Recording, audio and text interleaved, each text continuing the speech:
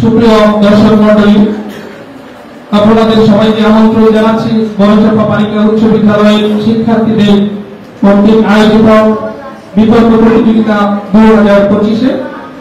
আজকের বিতর্কের যে বিষয় নির্ধারণ করা হয়েছে, জলবায়ু পরিবর্তনের বিরূপ প্রভাব মোকাবেলায় এবং আন্তর্জাতিক উদ্যোগী নয়, স্থানীয় উদ্যোগ কতটুকু প্রয়োজনীয়। আমাদের আজকে বিতর্কের মঞ্চে উপস্থিত আছেন বড়চাপা বালিকা উচ্চ বিদ্যালয়ের সম্মানিত প্রধান শিক্ষক ASM আব্দুল রাজ্জাক মনির স্যার। উপস্থিত আছেন বড়চাপা বালিকা উচ্চ বিদ্যালয়ের সম্মানিত সহকারী প্রধান শিক্ষক নজরুল ইসলাম স্যার। এছাড়াও উপস্থিত আছেন বড়চাপা বালিকা উচ্চ বিদ্যালয়ের সম্মানিত সিনিয়র শিক্ষক এবং শিক্ষিকাবৃন্দ। এ পর্যায়ে আমরা আজকের বিতর্কের মঞ্চে যারা পার্টিসিপেট করবে পক্ষ দল এবং বিপক্ষ দলের বক্তাদের সাথে পরিচিত হচ্ছি।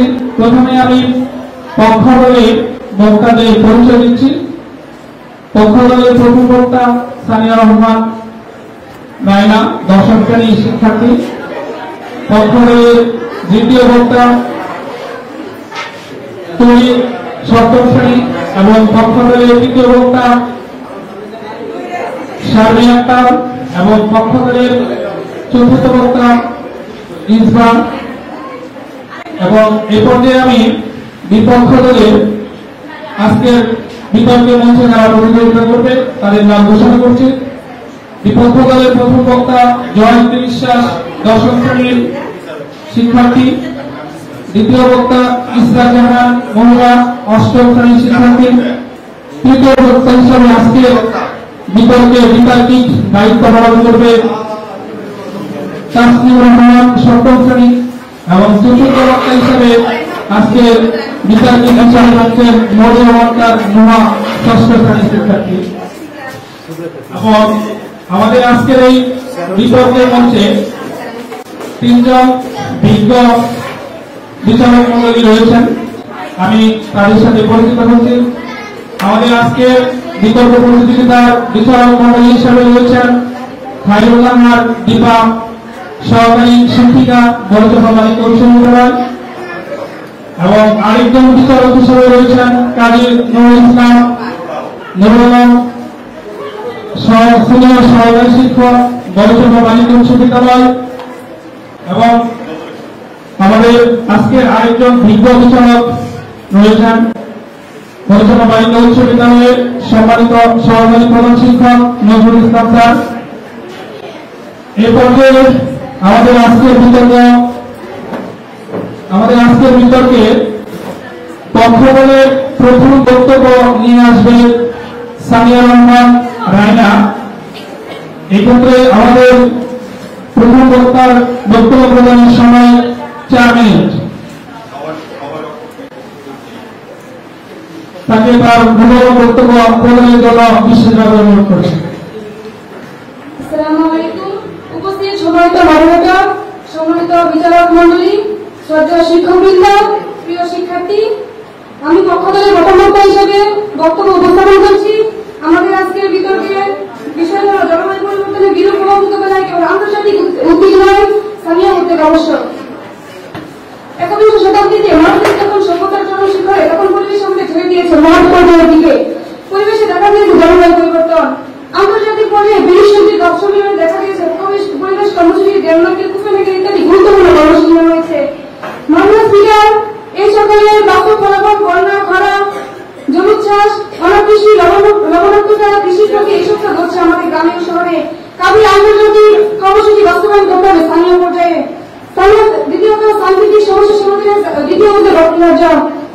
কাজেই গ্রামীণ জনগণ যদি সচেতন না হয়, তাহলে আন্তর্জাতিক উদ্যোগ মাথাভাড়াকে মুখ টুকরে পড়বে।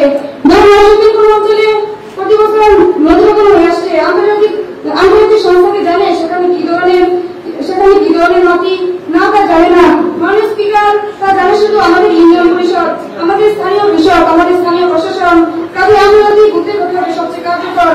মানুষের নিয়মিত ব্যবহারের কারণে অতিরিক্ত greenhouse gas, carbon dioxide, nitrate oxide, methane গ্যাসগুলো নির্গমনের কারণে বৃদ্ধি পাচ্ছে জলবায়ু পরিবর্তন শুরু হচ্ছে। তাতে বিশ্বের শিল্পোন্নতি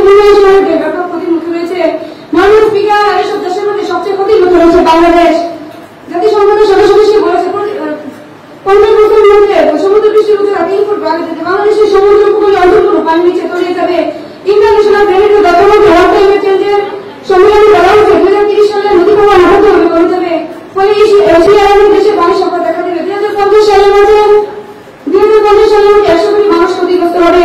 এই টাইমকে ব্যবসায়িক বসবাস ঢাকাতে দরকার আমাদের কাছে। উচ্চতা প্রকল্পে গণগণ বন্যা করা জলোচ্ছ্বাস ও সমুদ্রপৃষ্ঠের উচ্চতা বৃদ্ধি পাবে, যা ইতিমধ্যে বাংলাদেশে দেখা দিয়েছে এবং ভবিষ্যতে আরো বাড়বে। মানুষের ব্যক্তিগত কর্মকাণ্ডের কারণে বায়ুমণ্ডলে গ্রিনহাউস গ্যাস কার্বন ডাইঅক্সাইড ব্যাপকভাবে বৃদ্ধি পাচ্ছে। তাছাড়া আমার বিপক্ষের বন্ধু মানা হতে পারে, ছোট ছোট স্থানীয় মধ্যে কিছু করতে পারে না। মানব স্পিকার বিপক্ষ বন্ধু যায় ছোট ছোট মধ্যে বিশ্বকাপ জয় করতে পারে। তৃতীয়ত স্থানীয় সফল হতে পারে না। যদি আমরা আমাদের শিক্ষার্থী আপনাদের স্কুল মসজিদ এসব সমৃদ্ধ করতে না পারি, তাহলে আন্তর্জাতিক অনুদান পরিকল্পনা ব্যর্থ হবে। যেমন স্কুলের সবুজ গাছপালা ও গ্রামের যুবকদের নিয়ে বিকল্প প্লাস্টিক মুক্ত করা যায়, এসব স্থানীয় উদ্ভাবন। চতুর্থ অনেক সময় দেখা যায় সরকারি বা আন্তর্জাতিক স্থানীয় অবস্থাতে অপেক্ষিত হয় এবং অর্থ অপচয় হয়। অতএব আমি আমার প্রতিপক্ষ বন্ধুদের দৃষ্টিকোণ করছি, জলবায়ু পরিবর্তনের বিরূপ প্রভাব হলে এবং আন্তর্জাতিক উদ্যোগে যথেষ্ট নয়, স্থানীয় উদ্যোগ আবশ্যক। ধন্যবাদ প্রতিপক্ষ, ধন্যবাদ বিজ্ঞান জনপ্রতিনিধি এবং বিজ্ঞ প্রতিপক্ষকে।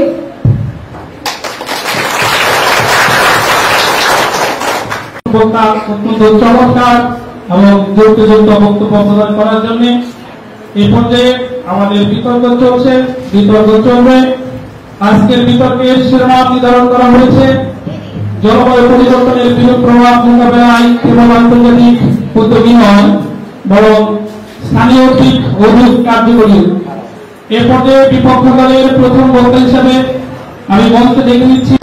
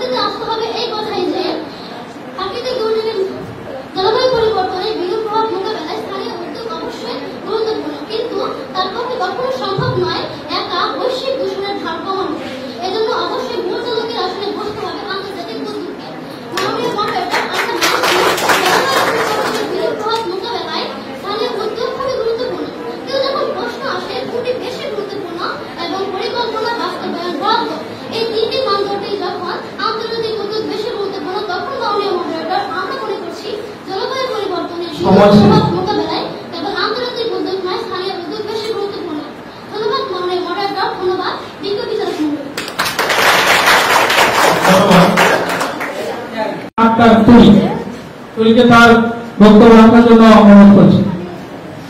আসসালামু আলাইকুম। উপস্থিত আজকের বিতর্ক প্রতিযোগিতার মঞ্চে সম্মানিত মডারেটর, সম্মানিত বিচারপতি মণ্ডলী, শ্রদ্ধেয় শিক্ষকবৃন্দ ও আমার বিজ্ঞ প্রতিপক্ষ, আমি তাসলিম তুলি পক্ষ দলের দ্বিতীয় বক্তা হিসাবে প্রমাণ থাকবো যে জলবায়ু পরিবর্তনের বিরূপ প্রভাব মোকাবেলায় কেবল আন্তর্জাতিক উদ্যোগ যথেষ্ট নয়, স্থানীয় উদ্যোগ অতি জরুরি। আমার পূর্ববর্তী বক্তা সুন্দরভাবে তুলেছেন যে স্থানীয় উদ্যোগ কেন স্থানীয় উদ্যোগ প্রয়োজন। মাননীয় স্পিকার, আমি তার বক্তব্যকে আরো শক্তিশালী করতে চাই কিছু গুরুত্বপূর্ণ যুক্তিতর্কের মাধ্যমে। প্রথমত, আন্তর্জাতিক উদ্যোগ বড় পরিসরে নীতিমালা নির্ধারণ করে, কিন্তু সেই নীতিমালা বাস্তবায়নের দায়িত্ব পড়ে স্থানীয় প্রশাসন ও জনগণের উপর। যদি স্থানীয় উদ্যোগ না থাকে তবে সেই আন্তর্জাতিক পরিকল্পনা কাগজেই রয়ে যাবে। দ্বিতীয়ত, স্থানীয় জনগণ তাদের নিজ নিজ এলাকার পরিবেশগত সমস্যা সবচেয়ে ভালো বুঝে, যেমন বাংলাদেশের চরাঞ্চলে বাঁধ নির্মাণ, পাহাড়ি এলাকার পাহাড় কাটার রোধ, প্লাস্টিক ব্যবহার বন্ধ, এসব বিষয়ে আন্তর্জাতিক সংস্থা বুঝবে না যতটা স্থানীয় মানুষ বুঝবে। তৃতীয়ত, জলবায়ু অভিযোজনের ক্লাইমেট অ্যাডাপ্টেশনের ক্ষেত্রে স্থানীয় উদ্যোগ অপরিহার্য। স্থানীয় কৃষক কিভাবে নতুন জলবায়ু পরিস্থিতিতে মোকাবেলা করবে, চাষাবাদ করবে, কিংবা জেলে কিভাবে মাছ ধরবে, পদ্ধতি বদলাবে, এসব বাস্তব পরিবর্তনের জন্য আন্তর্জাতিক নির্দেশ নয়, স্থানীয় উদ্ভাবন ও উদ্যোগ জরুরি। তাই আমি দৃঢ়ভাবে বলছি, আন্তর্জাতিক উদ্যোগের সঙ্গে স্থানীয় উদ্যোগ ছাড়া আমরা জলবায়ু পরিবর্তন মোকাবেলা করতে পারবো না। বিসমিল্লাহির রহমানির রহিম। সম্মানিত মডারেটর, সম্মানিত বিচারক মণ্ডলী, আমার প্রতিপক্ষ দলের বন্ধুরা এবং প্রিয় শ্রোতা, সবাইকে জানাই আসসালামু আলাইকুম। আজকের বিতর্কের বিষয় হলো জলবায়ু পরিবর্তনের বিরূপ প্রভাব মোকাবেলায় কেবল আন্তর্জাতিক উদ্যোগ নয়, স্থানীয় উদ্যোগও আবশ্যক। আমার আগের বক্তা বিপক্ষ দলের দলনেতা ইতিমধ্যেই প্রমাণ করে ভিত্তি তৈরি করেছেন যে এই বিষয়ে ভিত্তি তৈরি করেছেন। এখন আমি সেই ভিত্তিকে আরো মজবুত করতে চাই। আমরা বলছি জলবায়ু পরিবর্তনের বিরূপ প্রভাব মোকাবেলায় আন্তর্জাতিক উদ্যোগই যথেষ্ট, স্থানীয় উদ্যোগও সহায়ক হতে পারে, কিন্তু আবশ্যক এই বিষয়টি বাস্তবের সাথে মেলে না। প্রথমত শুরুতেই ব্যাখ্যা করা প্রয়োজন জলবায়ু বিষয়টা মূলত। জলবায়ু হল একটি অঞ্চলের দীর্ঘ সময়ে সাধারণত 30 বছরের গড় আবহাওয়া। বৈশ্বিক জলবায়ু কেবল একটি গ্রাম বা শহরকে কেন্দ্র করে হয় না, পুরো পৃথিবীকে কেন্দ্র করে আবর্তিত। বাংলায় একটি ছোট প্রবাদ আছে, ছোট চিন্তা ছোট ফল, বড় চিন্তা বড় ফল। অর্থাৎ বৃহৎ পরিসরে চিন্তা ও প্রচেষ্টা সাফল্য হবে বৃহৎ পরিসরে। তাই আমরা বলছি জলবায়ু পরিবর্তন যেহেতু অনেক বড় প্রভাব, তাই আন্তর্জাতিক উদ্যোগে সবচেয়ে বেশি কার্যকর। প্রথমত, জলবায়ু পরিবর্তনের মূল কারণগুলো আন্তর্জাতিক। সবচেয়ে বেশি কার্বন নিঃসরণ করে উন্নত দেশগুলো। বড় বড় কারখানা, গাড়ির ধোঁয়ায় গরম হচ্ছে পৃথিবী। বলুন তো, গ্রামের একজন চাষি কি গাছ লাগিয়ে গ্রিনহাউস গ্যাস নির্গমন বন্ধ করতে পারবেন? আশা করি আমার প্রিয় প্রতিপক্ষ দলের বন্ধু এর উত্তর দিয়ে দেবেন। দ্বিতীয়ত, স্থানীয় উদ্যোগ ভালো হলেও তাদের কাছে না আছে অর্থ, না আছে শক্তিশালী প্রযুক্তি, তারা চাইলেও বড় কিছু করতে পারবে। আমাদের প্রশ্ন হলো, যখন উপকূলীয় এলাকা প্লাবিত হয় তখন সে এলাকার মানুষ কিভাবে বাঁধ নির্মাণ করবে? তারা কি নিজেদের পয়সায় বাঁধ নির্মাণ করতে পারবে? অবশ্যই না। আন্তর্জাতিক সংস্থা উন্নত দেশগুলো বিশ্বব্যাংক এসব উদ্যোগী তখন সবচেয়ে কার্যকর। তৃতীয়ত, প্রতিপক্ষ দল বলেছে স্থানীয় উদ্যোগ সবচেয়ে কার্যকর। আমার প্রশ্ন হলো, তবে কি আপনারা বলছেন আন্তর্জাতিক চুক্তি, বিনিয়োগ এবং গবেষণা ছাড়াও জলবায়ু পরিবর্তন করা সম্ভব? স্থানীয় উদ্যোগ যদি এতই আবশ্যক হয়, তাহলে আজও কেন 90% জলবায়ু তহবিল আসে আন্তর্জাতিক চুক্তি থেকে? চতুর্থত, এক এক জায়গার মানুষ এক এক রকম কাজ করে, কেউ গাছ লাগায় অথবা কেউ প্লাস্টিকের ব্যবহার করে, কিন্তু এতে এত বড় মাত্রার সমাধান সম্ভব না। আমরা বলি সব দেশ মিলে যখন একত্রে কিছু করবে তখনই প্রকৃত পরিবর্তন আসবে। আমাদের প্যারিস চুক্তি, কোপ সম্মেলন, এই বড় উদ্যোগগুলো তখনই সফল হবে। এখানে উপস্থিত সবার উদ্দেশ্যে আমি বলছি, আপনারা কি চোখ বন্ধ করে ভাবতে পারবেন আপনাদের সন্তান ভবিষ্যতে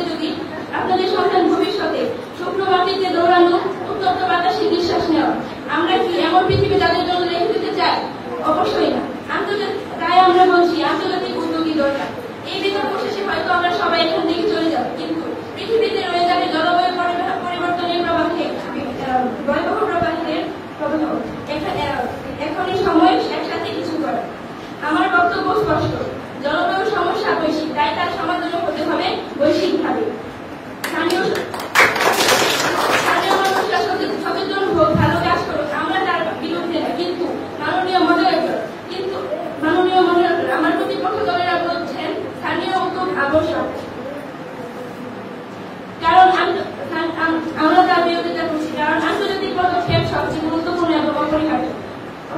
সুতরাং প্রিয় শ্রোতাবৃন্দ, সবাইকে স্থানীয় উদ্যোগে গুরুত্বপূর্ণ হলেও জলবায়ু পরিবর্তনের ভয়াবহতা মোকাবেলায় এটি কখনোই আবশ্যক হতে পারে না। আন্তর্জাতিক উদ্যোগের আবশ্যক। সবাইকে ধন্যবাদ।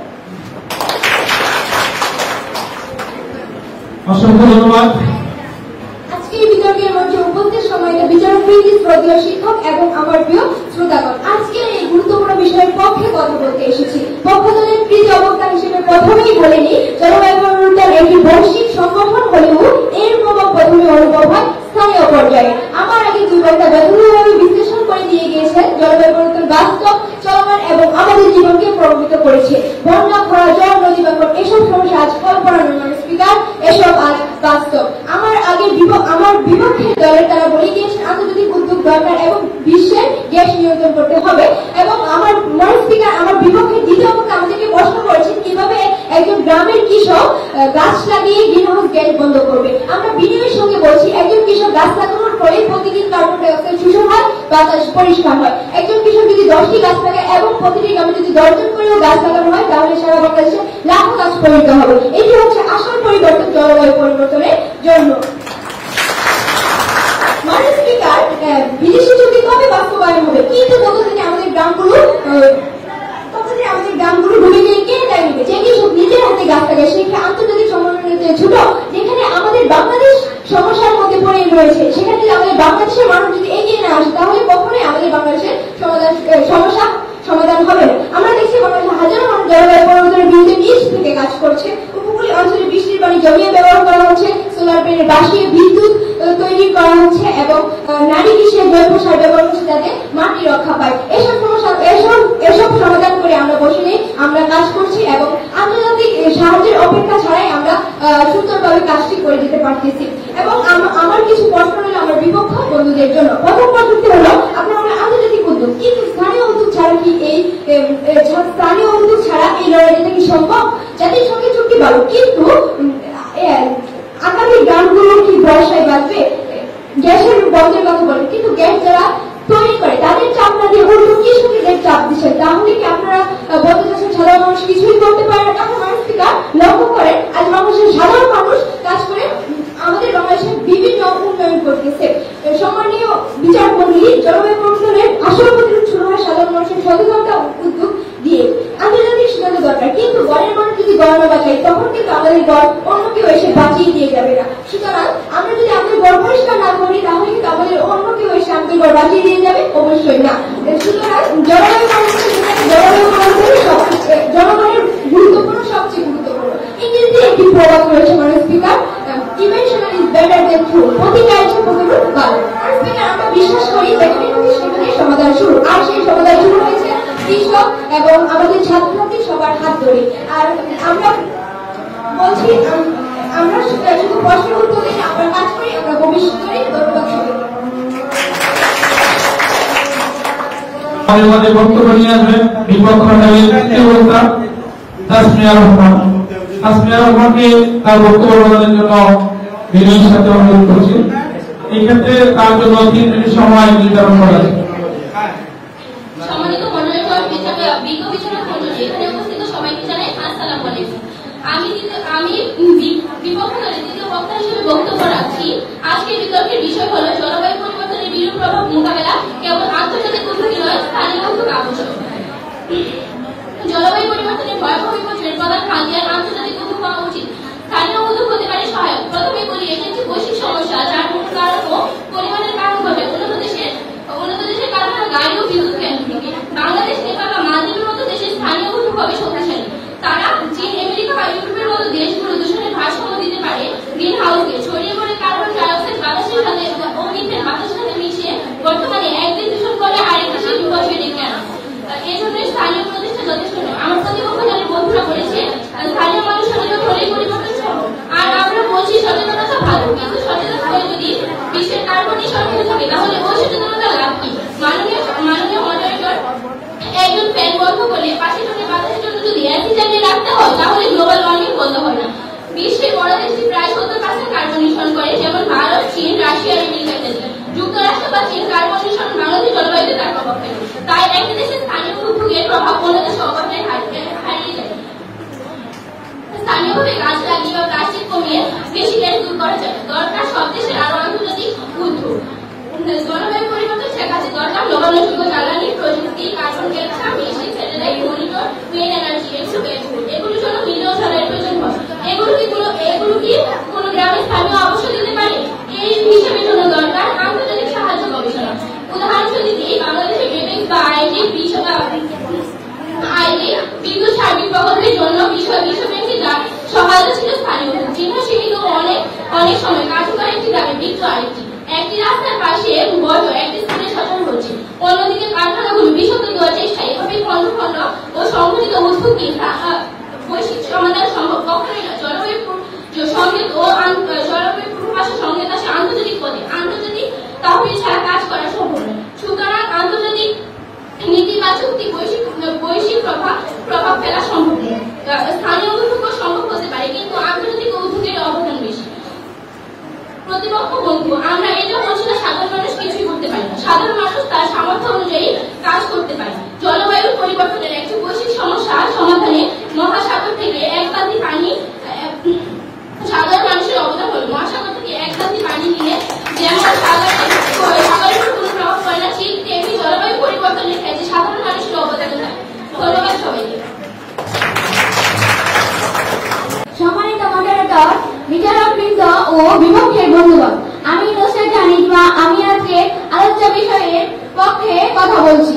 জলবায়ু পরিবর্তনের বিরূপ প্রভাব মোকাবেলায় কেবল আন্তর্জাতিক উদ্যোগই নয়, স্থানীয় উদ্যোগও আবশ্যক। প্রথমে বলি, জলবায়ু পরিবর্তনের প্রভাব প্রকাশক হলেও এর ফলাফল সবচেয়ে বেশি অনুভূত থাকে স্থানীয় পর্যায়ে, যেমন খরা, বন্যা, ঘূর্ণিঝড়, ভূমিধস কিংবা লবণাক্ততার মতো সমস্যাগুলো প্রতিটি গ্রাম, শহর কিংবা বিভিন্ন অঞ্চলের বাস্তবতা অনুযায়ী বিভিন্ন রকম। একমাত্র আন্তর্জাতিক উদ্যোগে এর সমাধান সম্ভব না। স্থানীয় উদ্যোগে কোনো বিকল্প নেই। প্রথমত, আন্তর্জাতিক নীতিমালায় প্রণয়ন করতে সময় লাগে, কিন্তু সম্মানিত মডারেটর, স্থানীয় জনগণ এখন প্রতিনিয়ত ক্ষতির সম্মুখীন হচ্ছে। উদাহরণ হিসেবে বলা যায়, তাই নরসিংদীর উপকূলীয় কৃষকরা যদি লবণাক্ততার মতো লবণসক্ত ধান চাষ করতে শুরু করেন, তাহলে এটি স্থানীয় সমাধান যা আন্তর্জাতিক সিদ্ধান্তের জন্য অপেক্ষা না করে নেওয়া অসম্ভব। দ্বিতীয়ত, স্থানীয় জনগণ সবচেয়ে ভালো জানে তাদের পরিবেশের বৈশিষ্ট্য, প্রয়োজন এবং সম্ভাবনা। স্থানীয় উদ্যোগে নেওয়া 8 কার্যক্রম, যেমন সবুজ আয়ন, জলধারণ সংরক্ষণের পর বর্জ্য ব্যবস্থাপনা, সৌর বিদ্যুৎ ব্যবহার, এসব সরাসরি জলবায়ুর উপর প্রভাব ফেলে। তৃতীয়ত, পরিবেশ সক্ষম করতে হলে জনগণের অংশগ্রহণ করা জরুরি। স্থানীয় উদ্যোগ জনগণের মাঝে সচেতনতা সৃষ্টি করে এবং সরাসরি সম্পৃক্ত করে, এতে আন্তর্জাতিক চুক্তিগুলো বাস্তবায়ন করা সম্ভব হয়। তাই হলো আন্তর্জাতিক উদ্যোগ নয়, স্থানীয় মানুষ, স্থানীয় সমাধান ও স্থানীয় সম্ভাবনা, এই তিনটি মিলে একসাথে জলবায়ু আন্দোলন গড়ে ওঠে। সুতরাং আজকের এই দীর্ঘ বিতর্কের মঞ্চে আমি ও আমার সহ বক্তাদের বক্তব্যের মাধ্যমে এটাই প্রমাণিত হয় যে জলবায়ু পরিবর্তনের বিরূপ প্রভাব মোকাবেলায় কেবল স্থানীয় উদ্যোগই আবশ্যক। ধন্যবাদ। এই পর্যায়ে বিপক্ষের চতুর্থ বক্তা হিসেবে আমি বলে দেওয়া হয়েছে 3 মিনিট। সম্মানিত মডারেটর, সম্মানিত বিচারক মণ্ডলী ও শ্রোতাবৃন্দ, আমি মনের মধ্যে আজকের আলোচ্য বিষয় জলবায়ু পরিবর্তনের বিরূপ মোকাবেলায় কেবল আন্তর্জাতিক উদ্যোগ নয়, স্থানীয় উদ্যোগ আবশ্যক এর লক্ষ্যে উপস্থাপন করছি। আমরা সবাই জানি জলবায়ু পরিবর্তন একটি সীমাহীন বৈশ্বিক সমস্যা। এটা শুধু গ্রামে, জেলা বা রাষ্ট্রের একান্ত সমস্যা নয়। বড় উপকূলে পৃথিবীর অর্ধেক ডুবে যাচ্ছে। শীতলত দেশের কারখানা থেকে ক্ষতিগ্রস্ত হচ্ছে দরিদ্র দেশগুলো। সুতরাং এমন বৈশ্বিক সমস্যার সমাধান হতে হবে বৈশ্বিকভাবে আন্তর্জাতিক উদ্যোগের মাধ্যমে। প্রথমত, জলবায়ু পরিবর্তনের প্রধান কারণ হলো গ্রিনহাউস গ্যাস নির্গমন, যা বেশি ঘটে যুক্তরাষ্ট্র, চীন, রাশিয়া, জার্মানি ইত্যাদি উন্নত দেশগুলোতে। এখন গ্রামের মানুষ যদি 100টি গাছ লাগায় আর পাশের দেশ কয়লা দিয়ে বিদ্যুৎ উৎপন্ন করে, তাহলে তাই হবে সেই স্থানীয় উদ্যোগ কতটা কার্যকর তার প্রমাণ। যদি দোষ গ্লোবাল হয়ে থাকে, তাহলে তার সেই সমস্যার সমাধান হতে হবে অত্যাধিক কার্যকর। দ্বিতীয়ত, স্থানীয় উদ্যোগের সীমাবদ্ধতায় আছে অর্থের অভাব, কারিগরি জ্ঞানের অভাব, প্রশিক্ষণের অভাব। যেখানে উন্নত দেশগুলো কোটি কোটি ডলারের বাজেট রাখে জলবায়ু প্রকল্পে, সেখানে গ্রাম বা উপজেলায় কিভাবে তাদের সমান ভূমিকা রাখবে? মাননীয় স্পিকার, আমি উচ্চ গলায় বলতে পারি, জলবায়ু পরিবর্তন প্রকল্পে স্থানীয় উদ্যোগের চেয়ে আন্তর্জাতিক উদ্যোগ অত্যাধিক গুরুত্বপূর্ণ। তৃতীয়ত, জলবায়ু পরিবর্তন মোকাবেলার প্রয়োজন বৈজ্ঞানিক গবেষণা ও উপগ্রহ পর্যবেক্ষণ, প্রয়োজন আন্তর্জাতিক সমঝোতা ও কঠোর আইন, যা কোনো সাধারণ স্থানীয় উদ্যোগ দিয়ে সম্ভব নয়। স্থানীয় উদ্যোগের মানুষ যত সচেতন হোক না কেন, তাদের সামর্থ্যের বাইরে তারা কোনো কিছুই করতে পারবে না। চতুর্থত, এক দেশের স্থানীয় উদ্যোগ অন্য দেশের ক্ষতি ঠেকাতে পারে না। ভারত যদি কার্বন ছাড়ে, তাহলে বাংলাদেশ যত রিসাইকেল হোক না কেন জলবায়ু বদলাবে, এটাই বাস্তবতা। তাই আমরা বলছি, বিপদ যখন আন্তর্জাতিক, তখন তার সমাধান হতে হবে আন্তর্জাতিকভাবে। স্থানীয় উদ্যোগ প্রশাসনীয় কিন্তু মুখ্য নয়, সহযোগী মাত্র। মূল দায়িত্ব স্থানীয় সমাজের আইন প্রণয় এবং কার্বন নির্গমন কমানোর পদক্ষেপে। এই কথাটি আকর্ষণীয় হলেও অপ্রয়োজনীয় ও অকার্যকর। তাই আমি বলছি, চলুন সবাই বাস্তবতাকে সম্মান করি, কল্পনাকে নয়। ধন্যবাদ। অসংখ্য ধন্যবাদ। আমাদের আজকের বিতর্কে পক্ষদল এবং বিপক্ষ দলের বক্তারা তাদের সাধ্য অনুসারে চমৎকার বক্তব্য প্রদান করেছে। কেউ দলকে এক চলেছেন স্যার নয়। আজ থেকে আমি তোমাদের উদ্দেশ্যে বলতে চাই, এখন থেকে প্রতি মাসে আমাদের একটা বিতর্ক প্রতিযোগিতা হবে। প্রত্যেকে যেন বিতর্কে অংশগ্রহণ করতে পারে, এই বিষয়ে সকলেই উদ্যোগী হতে হবে, বিতর্কে অংশগ্রহণ করতে হবে। আজকে যারা বিতর্কে অংশগ্রহণ করেছে, বক্তব্য এসেছে, এটা এইখানে এসে বক্তব্য রাখাটা অনেক কঠিন। যুক্তি উপস্থাপন, যুক্তি খণ্ডন, বক্তব্য নীতি উপস্থাপন, বাচন ভঙ্গি এবং কি বলে এটাকে শারীরিক অঙ্গভঙ্গি, সেগুলি আমাদের অত্যন্ত গুরুত্বপূর্ণ। আমি ধন্যবাদ জানাই আমাদের জুবাইর সাহেবকে, যিনি অসুস্থতা সত্ত্বেও আজকে এই মডারেটরের দায়িত্ব পালন করেছেন। আমি ধন্যবাদ জানাই বিচারক মন্ডলীকে, যারা অত্যন্ত দক্ষতার সাথে, বিচক্ষণতার সাথে বিতর্কে বিচার কার্য সম্পন্ন করেছেন। আমি ধন্যবাদ জানাই আমার প্রিয় সহকর্মী সকলকে, যারা এখানে আজকে এই অনুষ্ঠান সফলতার জন্য সর্বোচ্চ চেষ্টা করেছেন। সর্বোপরি ধন্যবাদ জানাই আমার প্রিয় শিক্ষার্থী, যারা আজকে এখানে উপস্থিত। সকলে উপস্থিত থাকার কথা ছিল, আসে নাই, অনেকেই আসে নাই, এটা দুঃখজনক। সকলকে উপস্থিত থাকা প্রয়োজন ছিল। এবং প্রত্যেক ক্লাস টিচার আপনারা বিষয়টি একটু লক্ষ্য রাখবেন, আজকে কারা কারা উপস্থিত। বিতর্ক করতে হবে আমাদের নিয়মিতভাবে, মাসিক বিতর্ক, পাশাপাশি আরো যত ধরনের কারিকুলাম অ্যাক্টিভিটি আছে, এগুলো আমরা চালিয়ে যাব। এগুলোর মাধ্যমেই আমাদের পরবর্তী যে বিকাশ, সেটা অর্জিত হবে। ফলাফল প্রস্তুত হচ্ছে, অপোজিশনের মধ্যে ফলাফল ঘোষণা হবে, তাদের জন্য পুরস্কার, তার কিছুর জন্য পুরস্কার, এবং যারা তিনজন বিচারকের দৃষ্টিতে তিনটা দেয়ালিকার, তিনটা চিত্র লেখা যারা নির্বাচিত হবে, তাদের জন্য আমার পক্ষ থেকে বিশেষ পুরস্কার। আগামীতে এই ধারা যাতে অব্যাহত থাকে এবং আমাদের দেয়ালিকা সম্পর্কে শিক্ষার্থীদের অনেকেরই ধারণা কম ছিল, এখন মোটামুটি একটা ধারণা হয়েছে দেয়ালিকা সম্পর্কে। দেয়ালিকাটা সুন্দর হয়েছে, অনেক সুন্দর। আরো সুন্দর হইতো, আরো সুন্দর হতো যদি কিছু বিষয় আছে, যেমন এখানে তোমরা যে চিত্রগুলো অঙ্কন করেছ, সবার চিত্রই সুন্দর এবং প্রাসঙ্গিক। তো বিষয়টা হলো এখানে পেপারটা বাছাই করা একটু সমস্যা হয়ে গেছে। সবার পেপার এক সাইজ থাকা উচিত ছিল, এখন অফসেট পেপার বা সবগুলো পেপার যাতে এক ধরনের হলে আরো সুন্দর।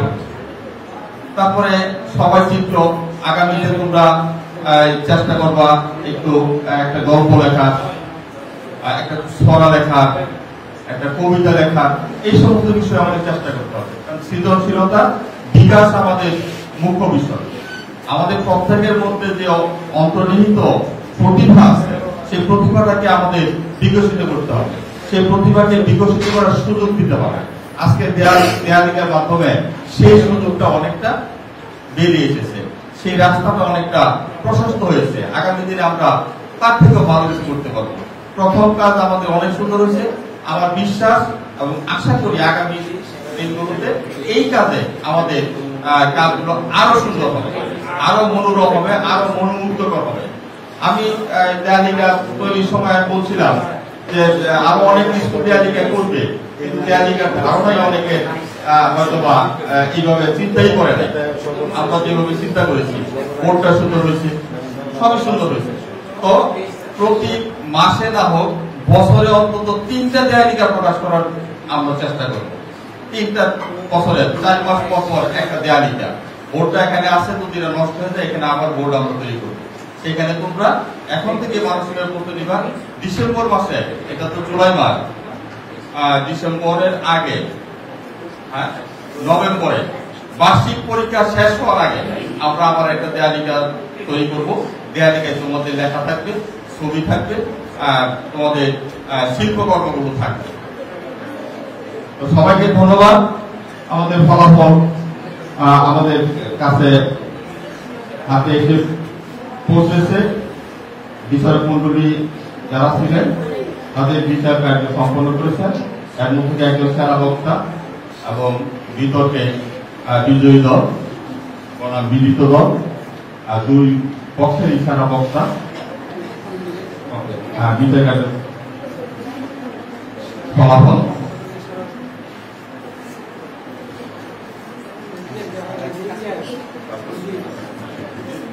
আসলে জাজমেন্ট খুব কঠিন। আপনারা যারা ছিলেন, বিচার করা অত্যন্ত কঠিন, রায় দেওয়া অত্যন্ত কঠিন।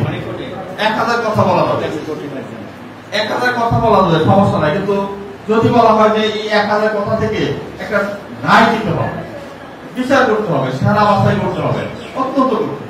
এখানে অনেক বিষয় জড়িত। তো ধন্যবাদ আপনাদেরকে। অত্যন্ত দক্ষতার সাথে এবং বিচক্ষণতার সাথে আপনাদের বিচার কার্য সম্পাদন করেছেন। সম্মানিত উপস্থিতি, আজকে বিতর্ক প্রতিযোগিতার দীর্ঘক্ষণ আমরা যে লড়াইটা দেখলাম, আমরা এত সুন্দর একটা বিতর্ক দেখলাম যে সত্যিকারের এটা বিচার করা অনেকটা কঠিন। কোনো পক্ষ ছাড় দিচ্ছে না, এবং যখন যে পক্ষের ব্যক্তিগুলো আমরা শুনছি সেই পক্ষকে আমার মনে হয়েছে যে এই পক্ষই মনে হচ্ছে না।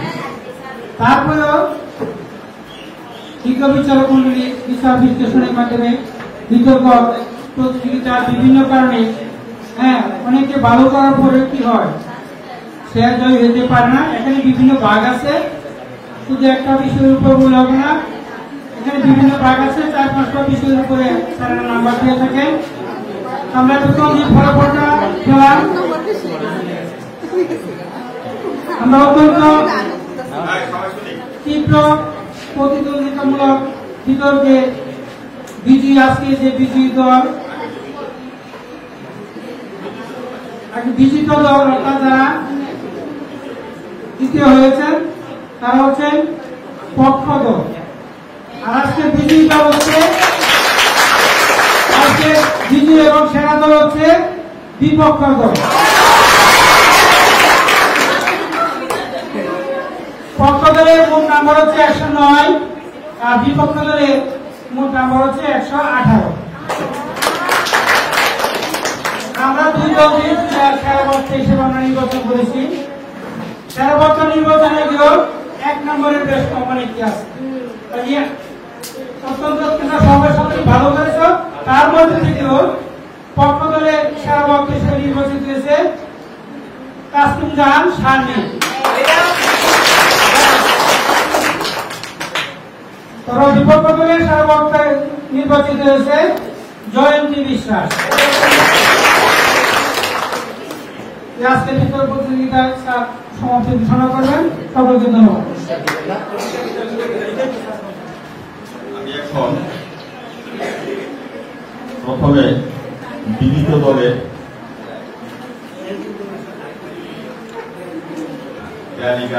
ফলাফলটা তিনজন অনেক পরিশ্রম করেছেন মানসিকভাবে, তিনটা বাছাই করছে, এটা অনেক